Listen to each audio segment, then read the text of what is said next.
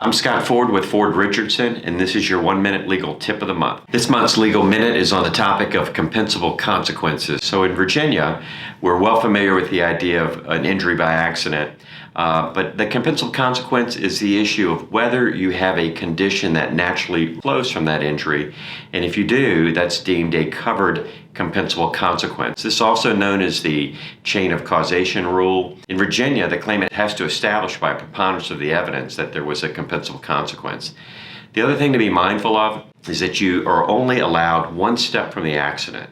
And so in other words, if the accident, we refer to it as A, causes B, B is your compensable consequence. But if B in turn causes another condition, then that would not be covered because that would be too far removed. The case law talks about it being too far attenuated. And the case that stands for that principle is a case called American Foam. That's your 1-minute legal tip of the month.